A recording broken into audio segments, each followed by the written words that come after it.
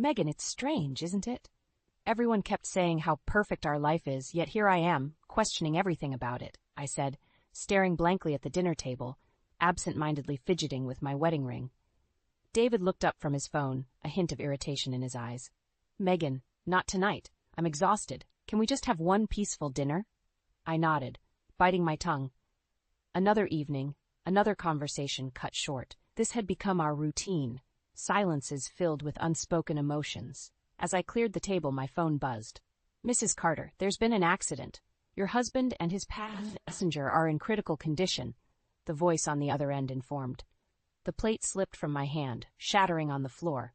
What? Where? How bad is it? My voice was frantic. Calm down. They're being taken to Mercy General. Come quickly, the caller said before hanging up abruptly. I grabbed my coat and rushed out, my mind racing. In the emergency room, I was met by a police officer. Mrs. Carter? He asked, his face somber. Your husband and his passenger were involved in a car accident. They're both in surgery. His passenger? I whispered, trying to process. Who was with him?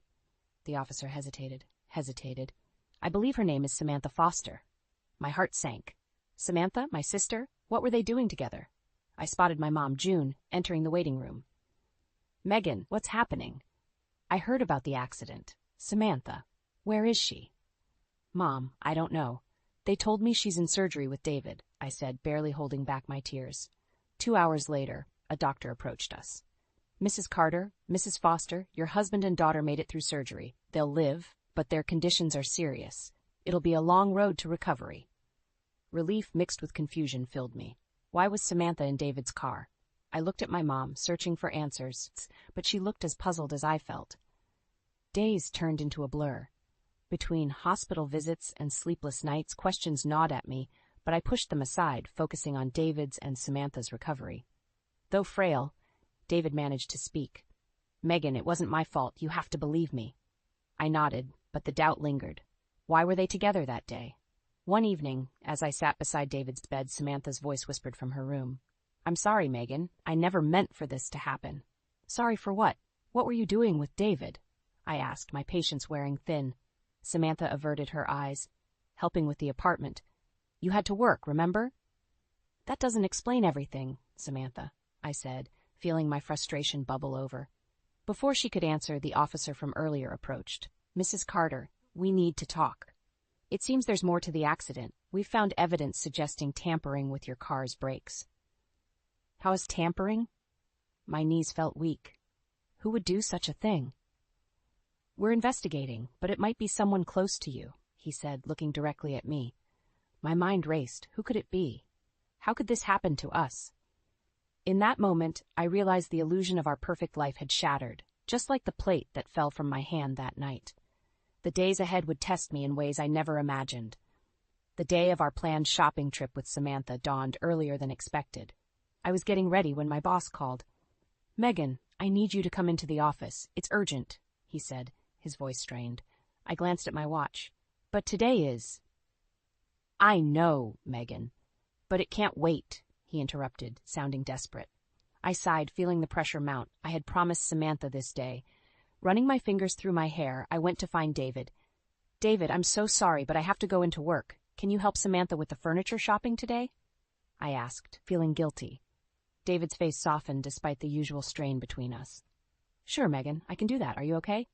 Yeah, just stressed. Thanks, David. I'll be back as soon as I can.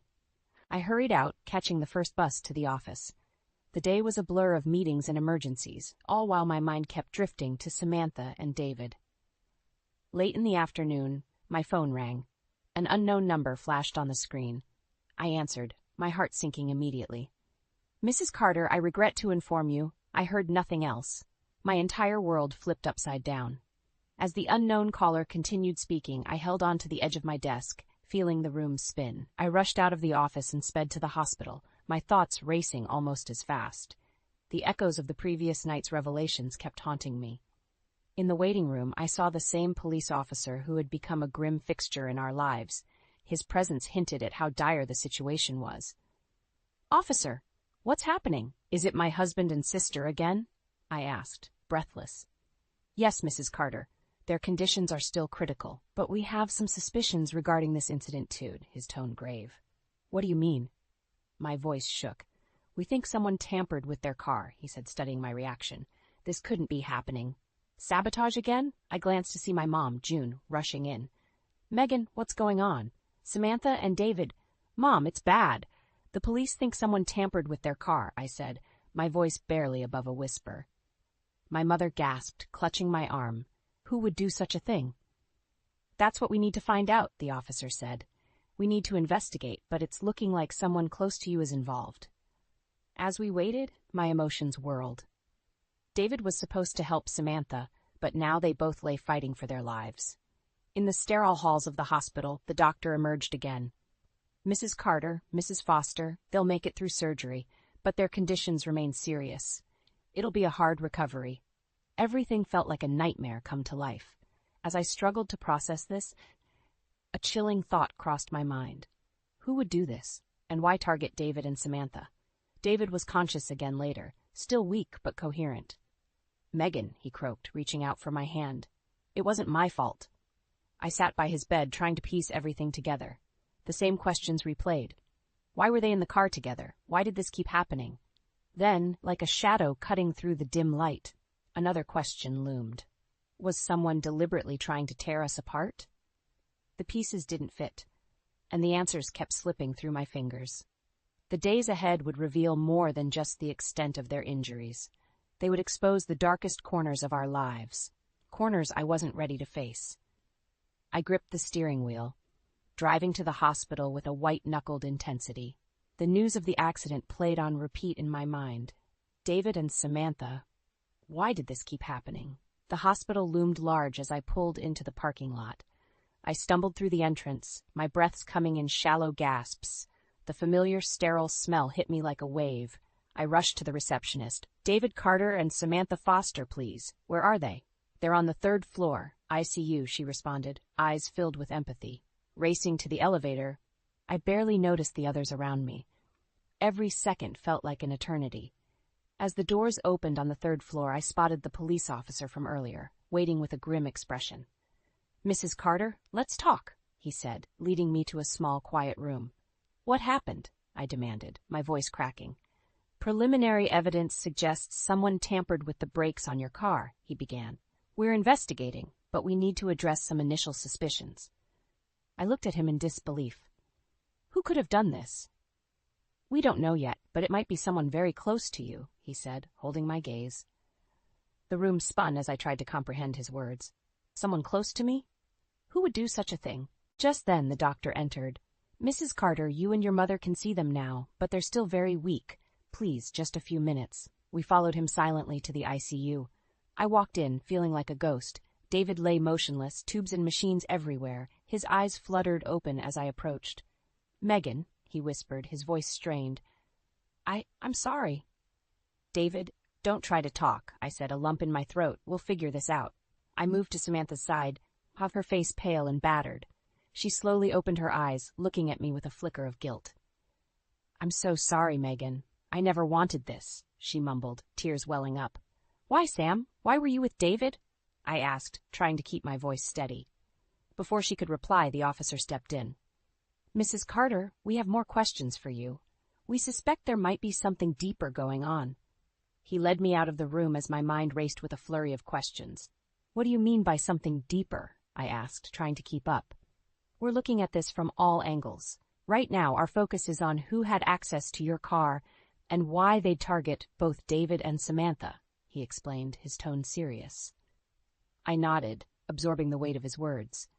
Someone had it out for my family, and as the picture started to come into focus, I realized I needed to be strong to face whatever truths came our way. Back in the waiting area, June wrapped her arms around me. Megan, we'll get through this. We have to. Her words offered a small glimmer of hope amidst the chaos. As I sat there, I knew the days ahead would be filled with difficult revelations and harder choices, but one thing was clear. I wouldn't stop until I uncovered the truth. And whoever was behind this, they'd pay for every bit of pain they caused. The hospital became my second home in the weeks that followed.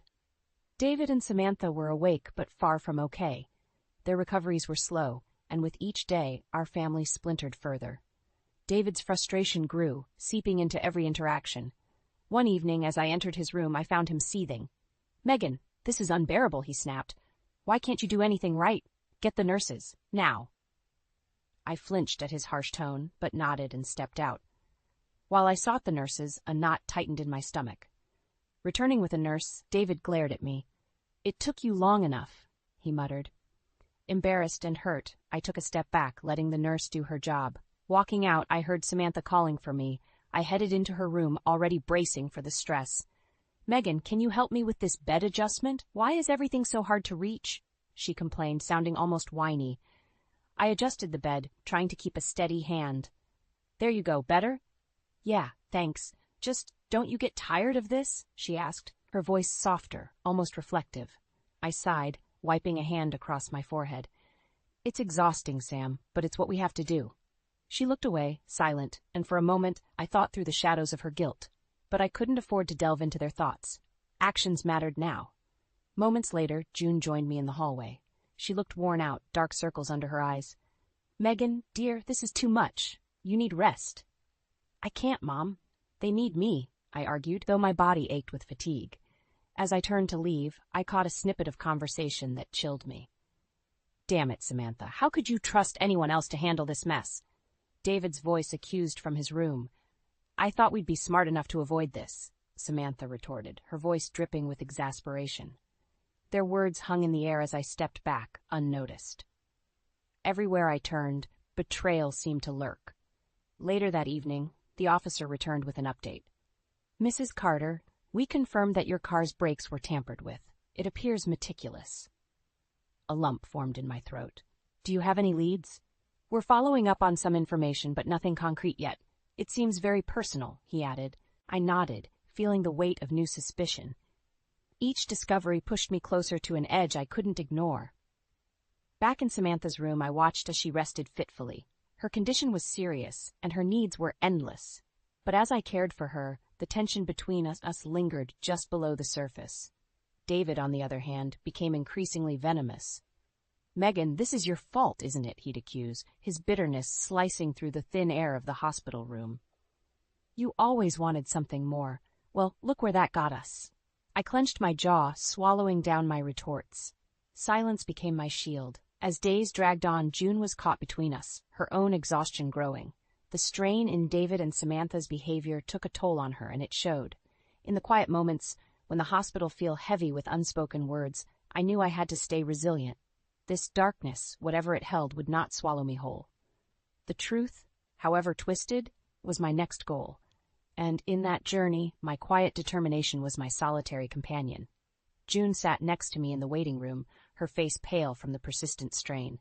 "Mom, you should go home. Rest," I said, squeezing her hand.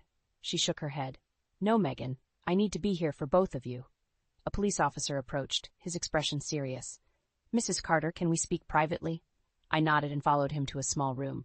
The door closed behind us, magnifying the silence. "We've found more evidence," he began, eyes locking onto mine. "The brake tampering points to someone close to you. Further investigation led us to Maxine Lewis. Do you know her?" My heart skipped a beat. "Maxine? No, I don't think so."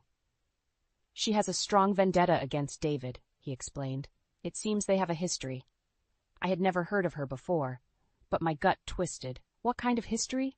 "We're still piecing it together, but she's someone you should be aware of," he said, his tone firm. "We'll keep you updated." Back in David's room, I tried to mask my turmoil. He lay there, eyes closed, looking fragile. When his eyes opened, the familiar coldness was there. "David, do you know a Maxine Lewis?" I asked, my voice steady. He blinked, showing confusion for the first time. "Maxine? Why are you asking about her?" "She's connected to the brake tampering," I said, watching his reaction closely. David's face darkened. "Don't believe everything they say. Megan, she's just a liar trying to ruin me." A chilling realization set in. His words sounded defensive rather than innocent. I took a step back, needing to breathe. Later, as I moved through the hospital, I saw Samantha's demands growing. "Mom, I need this. I need that," she whined, pushing June to exhaustion. With June physically drained and emotionally wrecked, the hospital turned into a battleground. I saw the toll it took on her, breaking my heart. One evening, as I huddled in the courtyard for a moment of solitude, I heard hushed voices. Peeking through the window, I saw David on the phone. You need to fix this, Samantha. We can't let Megan find out. David's voice was stern. Samantha replied, her voice shaky, I thought we covered all our tracks. How did they find Maxine? David glanced around, then hissed, She's relentless. We need to deal with her before she exposes everything. Their words sent a shiver down my spine. My suspicions solidified into a horrifying reality. They were in on something deep, something dark. Determined to get the truth, I confronted Samantha the next morning. Sam, what's going on between you and David? I demanded. Her eyes widened, fear and guilt mingling. Megan, you don't understand. Help me understand then, I said, my voice cracking but forceful. Before she could respond, the same officer reappeared. Mrs. Carter, we've confirmed some findings. Maxine Lewis has a significant grievance with your husband related to financial deceit and personal betrayal. I stood there, my world crumbling as the pieces came together. David and Samantha had lies stretching far and wide, and now Maxine's quest for revenge had entwined us all. Leaving the hospital that night, my resolve hardened. The darkness needed to come to light. But first, I'd have to face both David and Samantha, expose their deceit, and deliver justice for everyone hurt along the way. The truth was no longer hiding, it was marching right towards us. With every step, I knew I was getting closer to unraveling the entire conspiracy, and I swore to myself nobody would walk away unscathed once the truth surfaced. The days passed in a blur, each one blending into the next. My focus sharpened. I had to confront David and Samantha. The lies needed to end. One morning, I stood outside David's hospital room, summoning the courage to go in. When I finally walked in, his eyes flicked up from his phone. Megan, what now? He asked, annoyance clear in his voice. I know about Maxine. I know about the tampered brakes. You need to tell me everything, I demanded, crossing my arms. David's expression shifted, a sneer curling his lips. You think you know everything, huh? You know nothing, Megan. No more lies, David. Why was Samantha with you? I pressed, feeling my anger surge. He laughed, a harsh, bitter sound. Samantha and I are closer than you think. We've been together behind your back for months. No, I felt the ground give way beneath me. What? I whispered, barely able to breathe. David's eyes gleamed with malice. Yeah, Megan. While you were busy playing the doting wife, Samantha and I were planning a future. One that didn't involve you. My heart pounded in my chest. You used me? Of course, David said, his voice dripping with contempt. We needed your money, your connections. It was all a game. With shaking hands, I left his room and stumbled into Samantha's. She looked up, guilt and fear etched into her face. Megan, she started, but I cut her off. Spare me the excuses, Sam. I know. David told me everything. She broke down, tears streaming down her face. I'm so sorry. It was a mistake. A mistake? I shouted, rage boiling over. You betrayed me, sabotaged my life. Samantha sobbed, unable to meet my eyes. It wasn't supposed to go this far. We just wanted to push you out of the way, take control. I clenched my fists, shaking with anger. You wanted to destroy me. Why? Because you were jealous? Because you and David wanted my life? Suddenly a nurse walked in, startled by the intensity in the room. Is everything okay here? I took a deep breath, trying to steady myself. No, it's not, but it will be. I left the room, resolved to take action. The first step was meeting with the officer. Mrs. Carter, we have more to show you, he said, leading me to a small office. The screen flickered to life, showing surveillance footage from my car. There were David and Samantha, laughing, touching. The evidence was undeniable.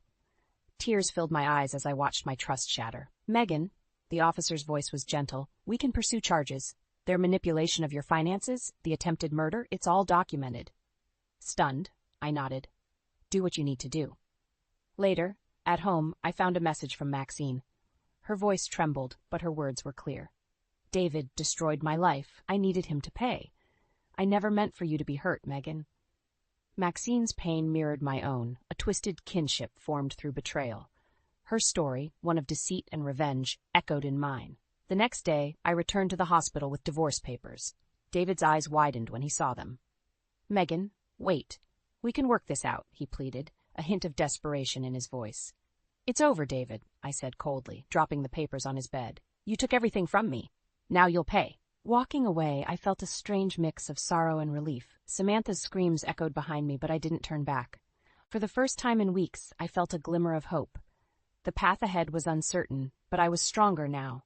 The truth, bitter and painful, had set me free. and with that freedom came the resolve to rebuild, to rise from the ashes of betrayal.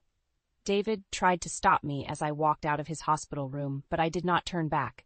His pleas faded as I moved down the corridor, my steps growing firmer with each stride.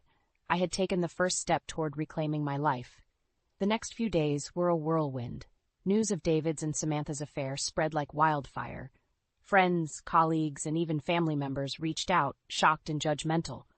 I let them talk, their words bouncing off my new armor. One afternoon, I walked into a cafe for a meeting with the police officer. The place was buzzing, but I felt a strange calm wash over me. "Mrs. Carter," the officer greeted with a nod. "We have finalized the charges against David and Samantha. They'll be facing a lengthy legal battle." "Good," I replied, my voice steady. "I want justice, not just for me, but for everyone they hurt." He slid a document across the table. "This outlines their financial manipulations and the evidence we've gathered. Their social standing is already in ruins." I scanned the paper, feeling a mix of satisfaction and sorrow. It was all there in black and white, every deceitful act laid bare. Leaving the cafe, I bumped into Maxine. Her face was a mask of regret. "Megan," she began softly, "I never meant for it to go this far. I just wanted David to feel the pain he caused me." I studied her, seeing the echoes of my own pain. "Maxine, you took extreme measures, but I understand why," I said, surprising myself with the empathy in my voice. "We both suffered because of him." She nodded, tears filling her eyes. "I'm sorry for everything." With a heavy heart, I walked away, my mind set on the next step. My journey was far from over. The legal proceedings against David and Samantha progressed quickly. Each court appearance was another blow to their fabricated lives. Their faces, once haughty and assured, now looked haunted. One morning, I stood outside the courthouse, clutching my mother's hand.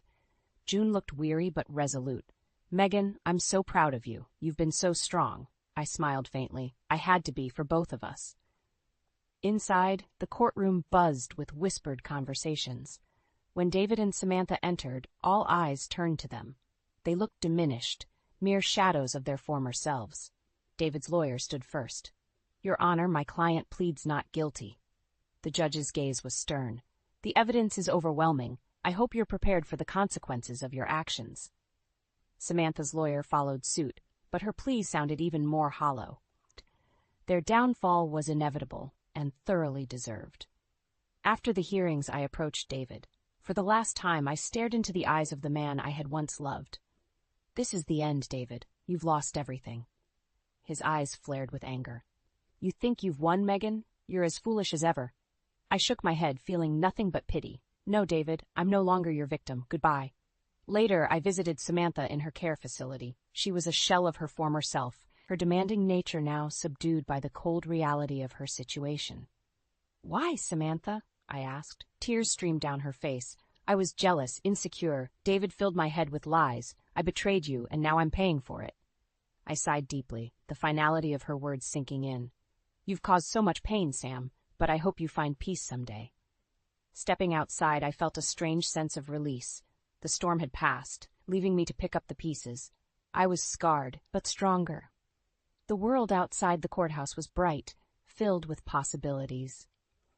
As I walked away, I knew the journey ahead would be about healing and rediscovering myself, free from the shadows of betrayal. The future was mine to shape, and with each step, I embraced the promise of a new beginning. 2 years later, the hospital memories felt like a distant nightmare. Life had moved forward, carrying me with it.